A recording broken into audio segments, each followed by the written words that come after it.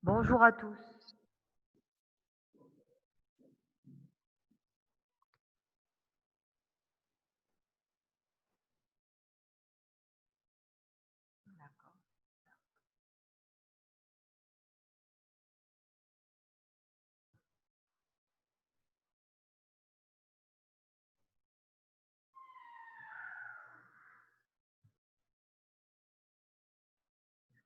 Alors, on est à 90 participants. On va attendre les 10 derniers externes pour pouvoir commencer. Vous m'entendez?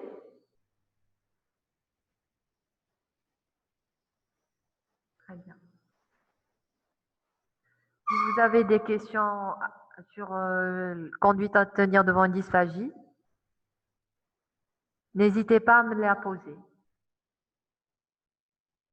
Si vous avez des questions sur dysphagie, posez, profitez. Il faut savoir que les troubles fonctionnels, on va les voir plus en détail durant ce cours.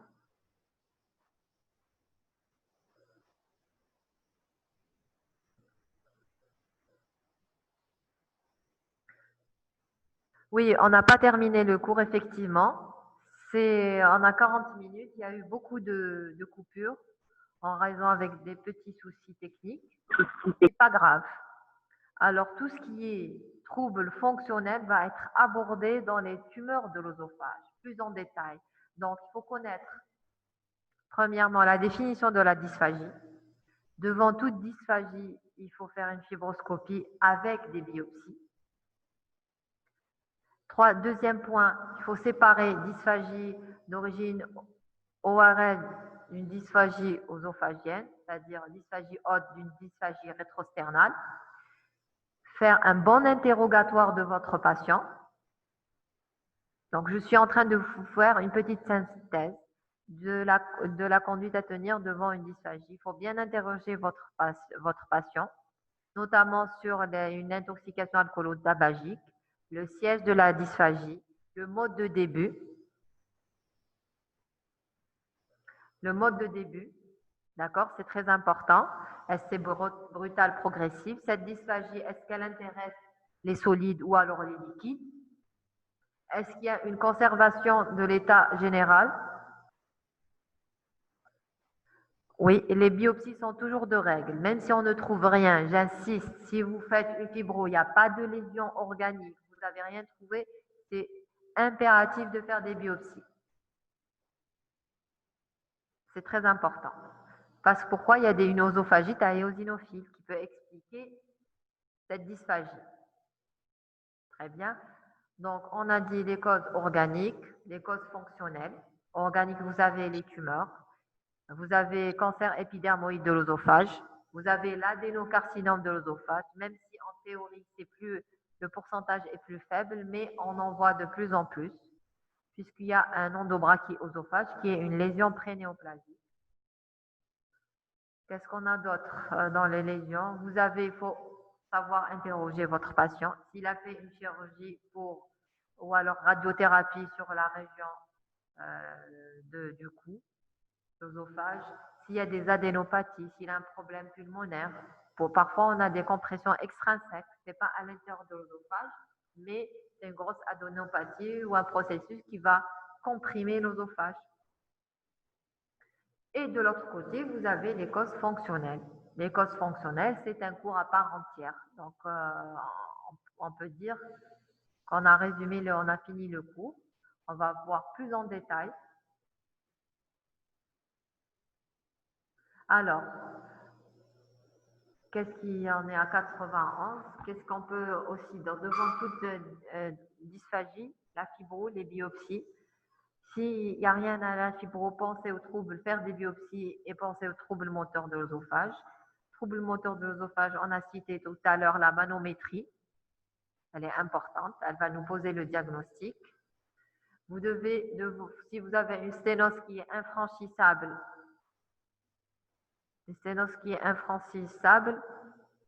vous devez compléter par un TOGD.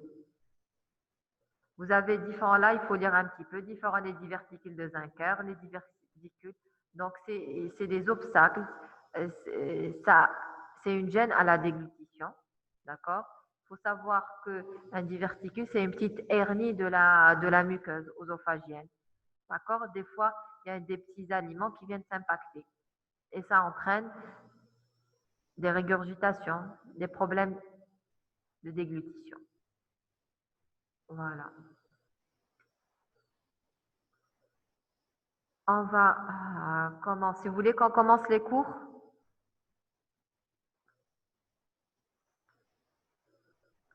Alors, des fois, oui. Donc, des fois, on a des fausses membranes. Les fausses membranes. Vous avez le syndrome de Plumer-Vincent aussi. Ok, on va commencer parce que j'ai peur que ça se coupe encore. Alors, trouble moteur de l'œsophage. Alors, c'est un cours intéressant. Pourquoi? Parce que déjà, la symptomatologie de l'œsophage, elle est aspécifique. Des fois, ça relève de la pathologie organique ou fonctionnelle. Et quand on parle de fonctionnel, on parle de troubles moteurs de l'œsophage. Troubles moteurs de l'œsophage, ils peuvent être primitifs ou secondaires, déjà. Et on parle de troubles moteurs primitifs lorsqu'aucune cause n'est retrouvée. C'est-à-dire, en fait, il n'y a pas d'étiologie, donc c'est primitif. Les troubles secondaires sont dus à une atteinte neurologique, à une atteinte musculaire ou à une maladie générale, telle qu'un diabète, par exemple. Il faut savoir que le trouble moteur de l'œsophage n'est retenu qu'après avoir éliminé une cause organique. Je ne peux pas dire non, non, non, c'est sans avoir exploré mon malade, je vais dire non, c'est fonctionnel. On a dit que devant toute dysphagie, fibro.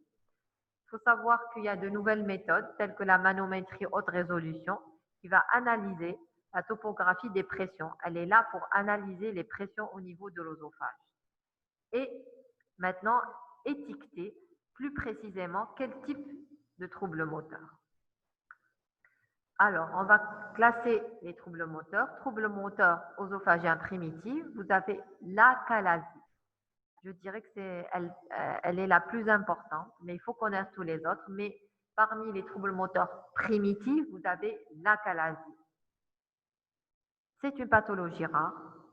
Elle touche plus la femme, d'âge moyen, 53 ans. C'est quoi? C'est un apéristaltisme total de l'œsophage, c'est-à-dire l'œsophage ne bouge pas. Elle est associée à un problème ou un défaut de relaxation du sphincter inférieur de l'œsophage, en réponse bien sûr à la déglutition.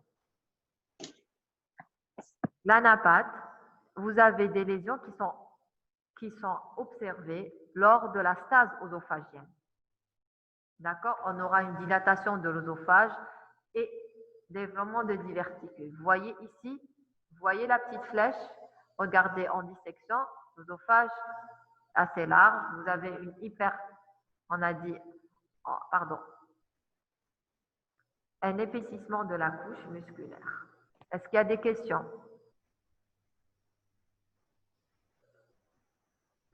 Alors, les troubles fonctionnels, je réponds à la question. Les troubles fonctionnels, ce n'est pas un diagnostic d'élimination. Il faut, pour garder le diagnostic de troubles moteurs de l'œsophage ou troubles fonctionnels, il faut éliminer une étiologie organique.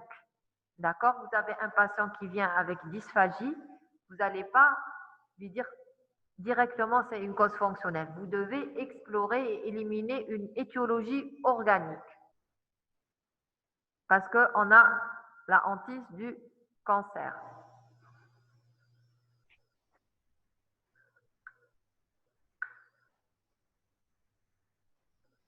Maintenant, la physiopathologie, je vais dire quelques mots uniquement. Elle est multifactorielle. Jusqu'à présent, on n'arrive pas à étiqueter avec exactitude la physiopathologie, mais il y a des hypothèses. Vous avez la première hypothèse, c'est une destruction des neurones excitateurs, une destruction pardon, des neurones inhibiteurs de l'œsophage. On aboutit donc à une excitation permanente des neurones excitateurs, entraînant ainsi les troubles moteurs. Vous avez une hypothèse que les agents infectieux entraînent une réaction inflammatoire type auto-immune. C'est pour ça qu'on la voit beaucoup plus chez une femme d'âge moyen. Bien sûr, c'est multifactoriel. Maintenant, ce qui nous intéresse en tant que clinicien, c'est comment ça va se présenter. Il faut savoir que la dysphagie, c'est le maître symptôme. Elle est présente dans 90% des cas. Elle est précoce, progressive, capricieuse, intermittente. Coupez vos micros, s'il vous plaît.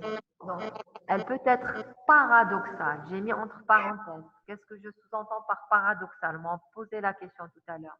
Elle survient pour les aliments liquides, mais pas pour les solides.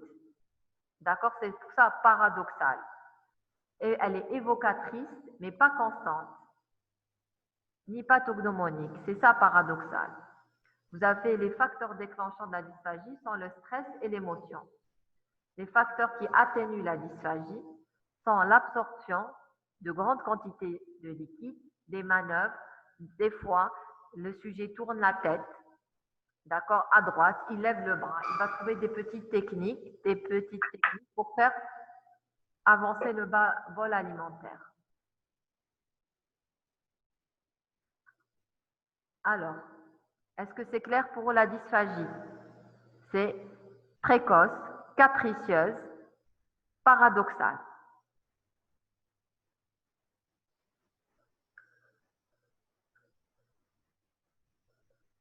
Je passe à la diapo puisqu'il n'y a pas de questions. Là, les régurgitations sont présentes aussi, mais elles peuvent manquer au début. C'est quoi? C'est le rejet pendant ou juste à la fin du repas d'une petite quantité d'aliments. Elle peut même survenir durant le sommeil et être à l'origine de complications respiratoires. Vous avez des douleurs thoraciques qui sont de siège rétrosternal ou épigastriques déclenchées par les repas à type de crampes d'intensité variable. Une insuffisance cardiaque doit être évoquée. Vous avez des douleurs, donc on doit faire ECG, épreuve de poids, voire même coronaro au moindre doute. Ne pas passer à côté d'un IDN. Il y a d'autres manifestations, telles que manifestations bronchopulmonaires. Il faut savoir que l'examen physique est souvent normal. D'accord? Maintenant, comment on va explorer la fibroscopie, peu contributive au diagnostic d'achalasie, elle peut être normale. Qu'on peut retrouver aussi des signes lorsque la œsophagite a... Pardon, je vais essayer de répondre à la question. Je vais trop vite, c'est pas moi, j'insiste sur les points clés pour que je puisse répondre à vos questions. C'est un cours très lent, en 40 minutes, il est infaisable. Donc, vous êtes censé l'avoir lu déjà, et je préfère répondre à vos questions. Et je répète que j'insiste sur les mots et les points essentiels. Si on fait plus lentement que ça va être difficile, ça va se couper. D'accord? Donc, les examens sont peu la fibroscopie, elle est peu contributive au diagnostic. Elle peut être normale ou dans les cas avancés, on peut retrouver un oesophage atone. C'est un oesophage qui ne bouge pas. Il y a des stades alimentaires, c'est-à-dire les aliments sont au niveau de l'oesophage. Lorsque l'endoscopiste fait une fibroscopie, il y a une sensation de ressaut, c'est-à-dire l'endoscope va aller très vite au niveau du cardia, il va être projeté jusqu'au fundus.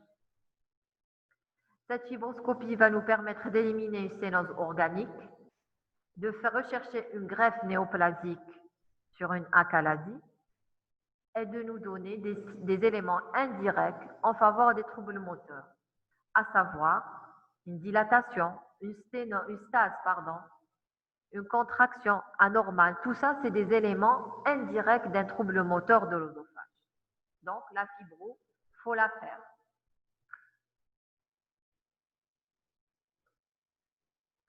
Vous avez une image, vous voyez là un oesophage qui est distendu et ce qui est en blanc, c'est la stase alimentaire. La radiologie, le télothorax, il est pathologique dans les formes évoluées. On retrouve un élargissement du médiastin paracardial droite, une disparition de la poche aérienne gastrique, des niveaux hydroaériques au niveau du médiastin. C'est quoi? Les niveaux sont dus à la stase alimentaire. On peut même retrouver des signes bronchopulmonaires d'inhalation.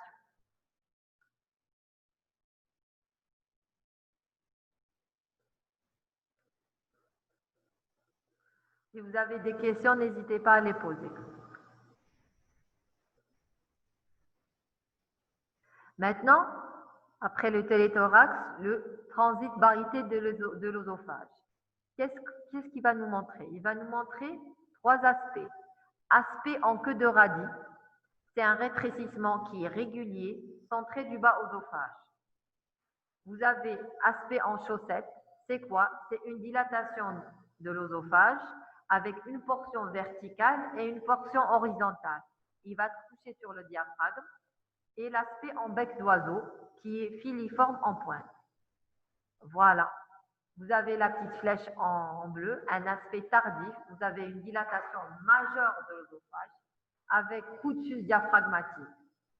Voilà. Dilatation ici, verticale et horizontale. Et il est couché sur le diaphragme. C'est l'aspect en chaussette. L'aspect en bec d'oiseau, c'est au niveau de la jonction œsogastrique, c'est la petite flèche en bleu. Vous avez dilatation et vous voyez que c'est filiforme et régulier. Ça ressemble vraiment à un bec d'oiseau.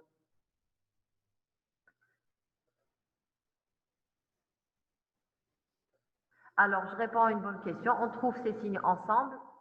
Non, on ne peut pas trouver par exemple chaussette et bec d'oiseau. Vous allez trouver un des trois signes.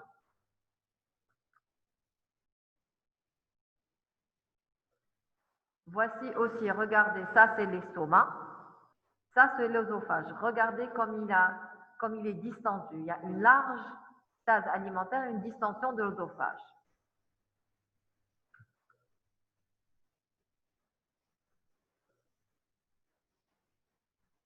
Alors, manométrie, troisième examen important, la manométrie œsophagienne conventionnelle normale. C'est un examen important pour poser le diagnostic d'achalasie. On a trois signes majeurs, on l'a dit dans la définition. Apéristaltisme, il n'y a pas de péristaltisme au niveau du corps de l'œsophage. Il n'y a pas de relaxation ou alors une relaxation incomplète du sphincter inférieur de l'œsophage en réponse à la déglutition. Et vous avez une hypertonie du sphincter inférieur de l'œsophage. Voici, voilà, sphincter supérieur de l'œsophage, sphincter inférieur de l'œsophage. Il y a des capteurs qui vont venir enregistrer tous les mouvements et le péristaltisme. Là, la science avance. Vous avez la manométrie œsophagienne de haute résolution. D'accord, c'est le gold standard. Elle nous permet de classer l'achalasie en trois types. Type 1, type 2, type 3. Elles sont sanguines. Son avantage, c'est qu'elle récupère jusqu'à 20% des achalasies non diagnostiquées par la méthode conventionnelle. C'est-à-dire, on a plus de sensibilité dans le diagnostic avec la manométrie œsophagienne de haute résolution.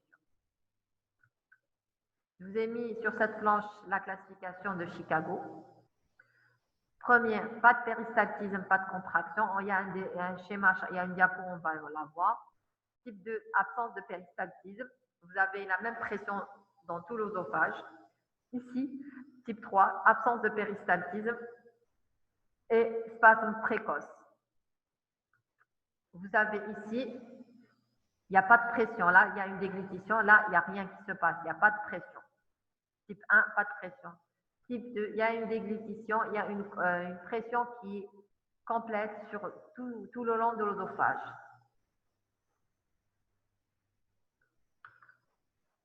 Alors là, il y a des spasmes un petit peu, ici et ici. On va répondre à des questions.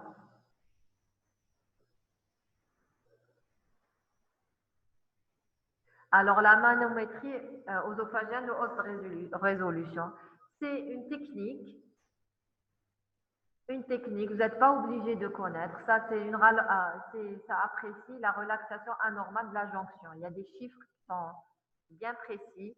Donc, et tout est, j'allais dire, mesuré, calibré. Ce n'est pas le but de notre cours que vous connaissiez les détails de la manométrie conventionnelle. C'est une pression.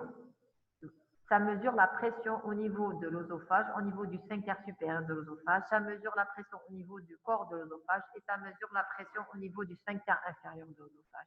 Parce qu'on a dit qu'il y a un problème de pression, il y a un problème de relaxation et il y a un problème de péristaltisme de mouvement. Cette méthode est plus perfectionnée que la méthode de la manométrie conventionnelle classique.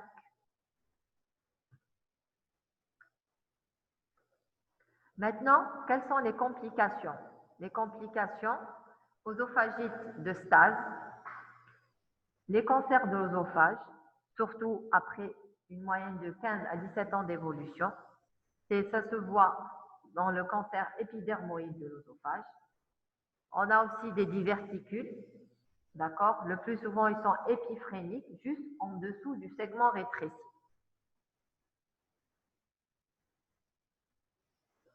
Oui, alors oui. La dysphagie précoce est par rapport à... Il y a un trouble moteur, il y a un problème d'ouverture et de fermeture du sphincter inférieur de l'œsophage. Donc, quand vous avalez, les aliments vont séjourner au niveau du bas œsophage. Et ça ne passe pas. Ou alors, ça passe très difficilement avec des petites manœuvres. Le sujet peut boire un petit peu d'eau. Ou alors faire une manœuvre, tourner la tête à droite pour déglutir. J'espère avoir répondu à vos questions. Donc, c'est important de connaître les complications des troubles moteurs et notamment la complication néoplasie.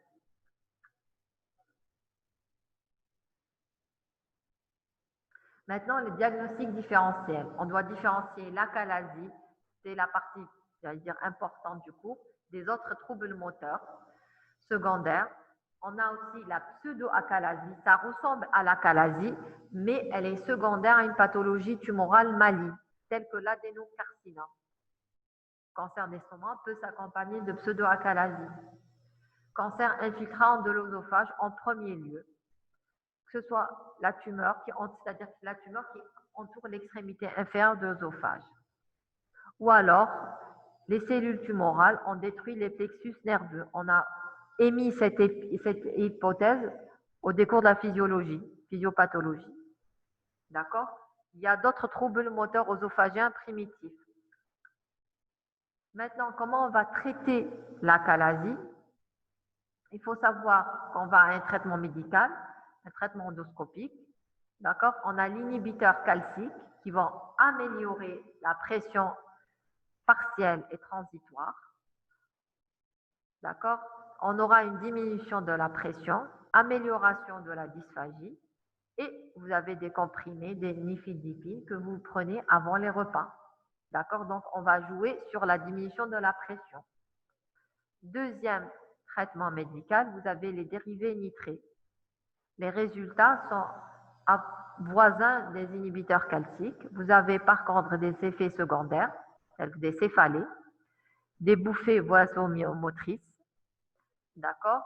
Mais quand vous avez un œsophage dilaté, ce traitement médical donne de moins bons résultats. D'accord? Donc, si on est amené à le donner, il faut le donner tôt dans l'histoire de la maladie.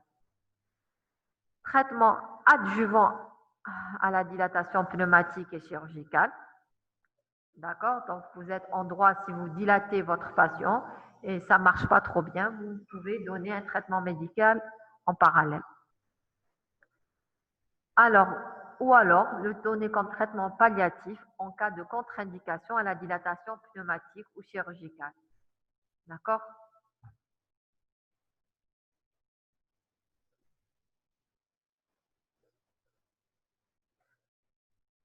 Est-ce qu'elle peut se compliquer d'une perforation de l'œsophage? Non.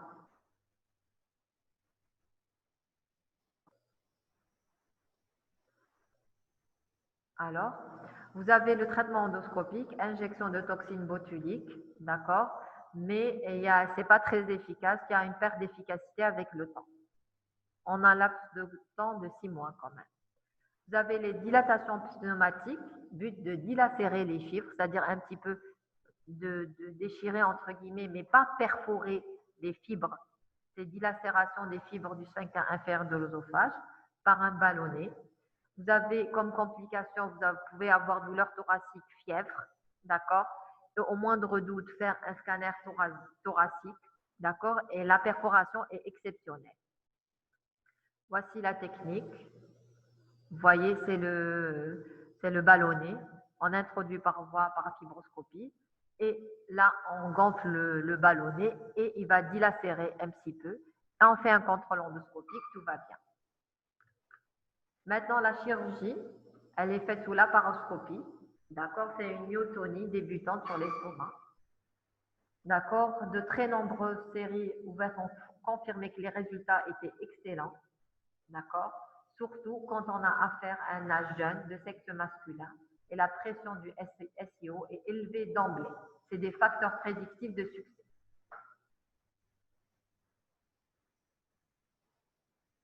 Oui, achalasie ou mégaosophage, c'est la même chose.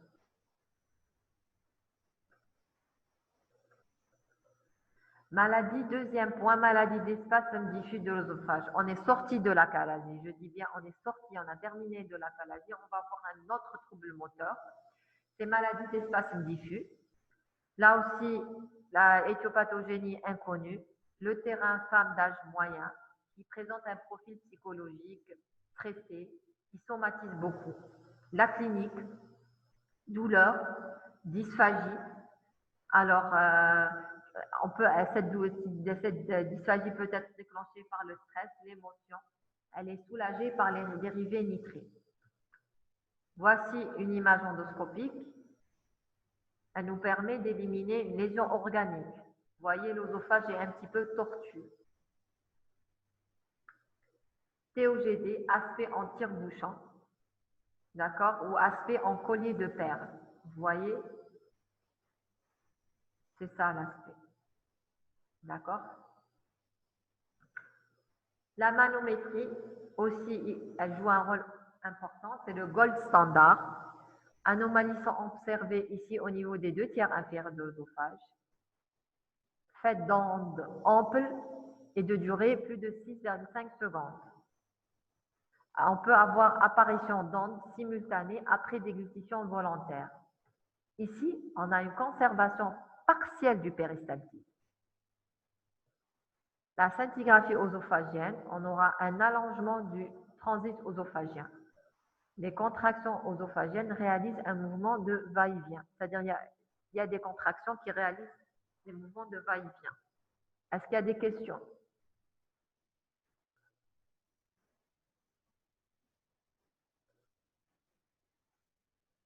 Alors, ici, on a dit par définition, l'achalasie, c'est apéristaltisme du corps de l'œsophage. Le corps, vous connaissez, c'est ici, les anomalies dans le deuxième trouble moteur, c'est les 2 tiers inférieurs de l'œsophage. D'accord? Donc, il y a une différence dans la topographie. Le traitement, c'est le même. L'idéal est d'éviter le stress, pas de repas trop chaud ni trop froid, faire une petite activité physique.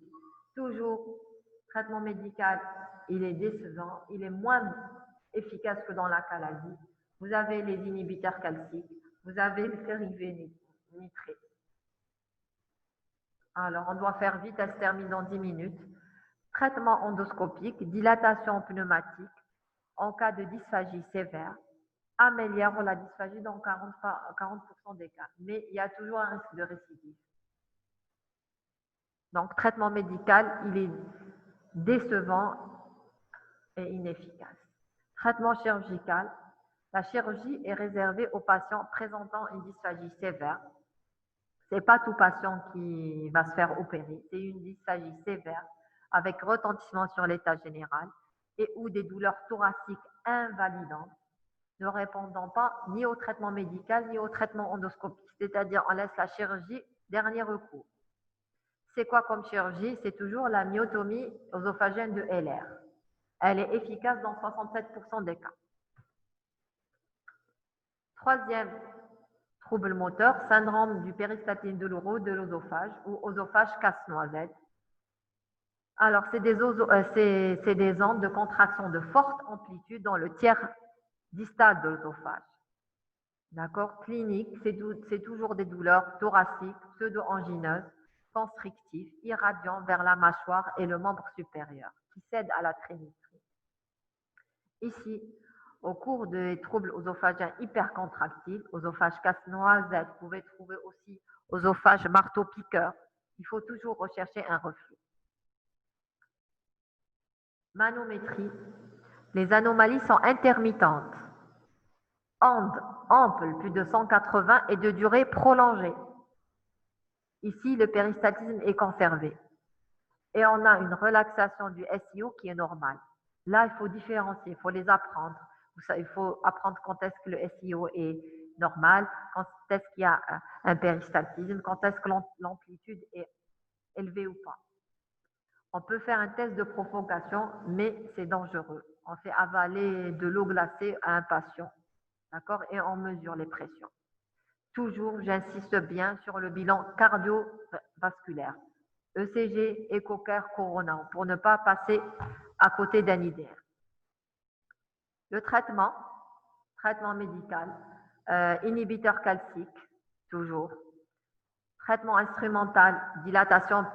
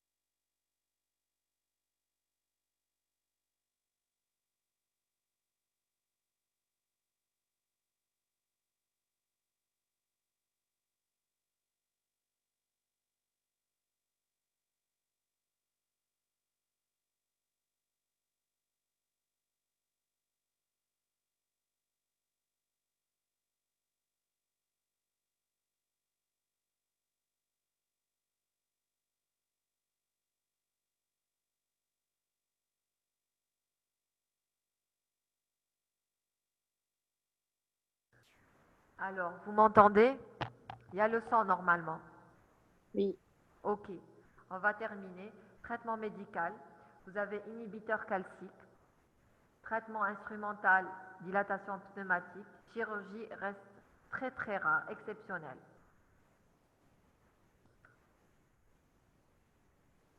Alors, troubles moteurs secondaires, on a terminé avec le volet troubles moteurs œsophagien primitif, où on a l'achalasie, troubles moteurs de l'œsophage, vous avez les trois entités.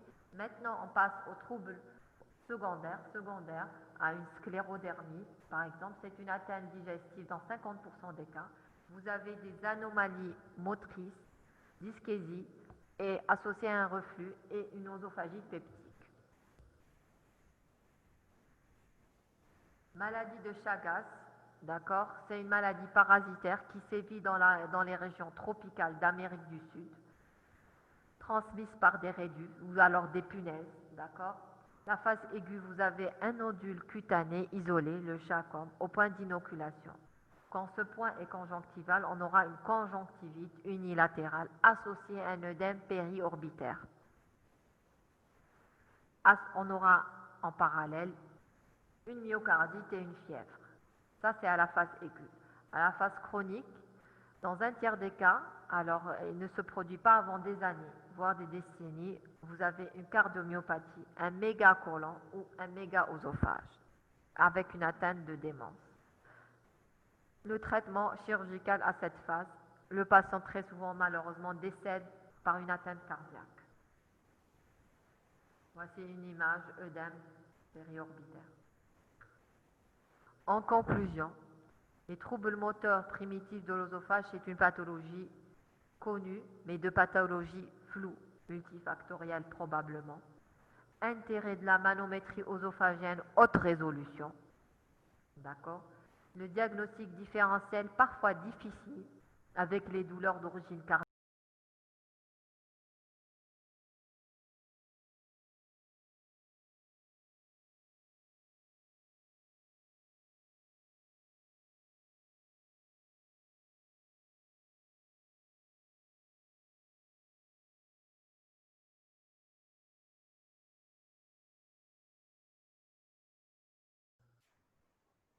Alors, vous êtes là, je terminerai en disant que le diagnostic différentiel est parfois difficile avec les douleurs d'origine cardiaque.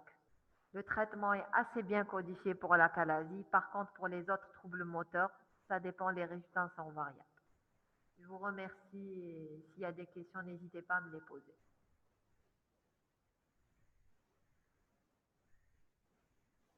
Alors, l'examen clé, par quelle exploration? Vous avez l'examen clé ici, c'est la manométrie œsophagienne, que ce soit conventionnelle, on a plus en Algérie une manométrie conventionnelle, et la manométrie haute résolution, bien sûr.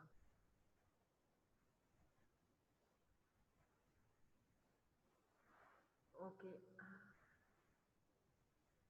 La fibro est utile pour le diagnostic, effectivement, parce que la première étape devant toute dysphagie, parce que le patient va venir avec une dysphagie, c'est la fibroscopie. Et quand vous faites la fibro, il n'y a rien.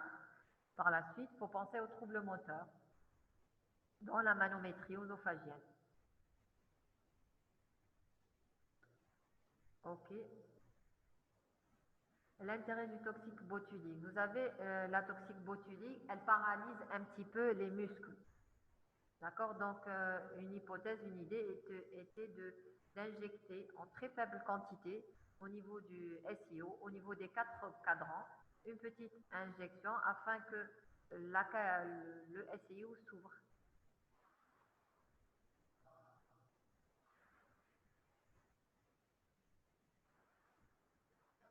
L'achalasie peut évoluer vers l'œsophagite de stase. Non, si vous, c'est parmi les complications de l'achalasie qu'on aura une œsophagie.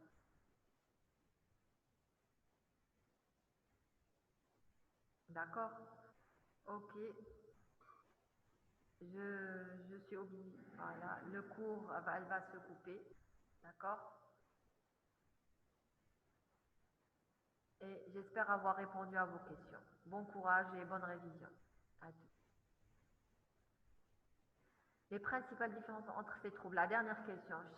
Il faut bien comprendre que c'est trois troubles différents. C'est pas la même chose. L'achalasie, je dirais que c'est la plus fréquente déjà en question de chiffres.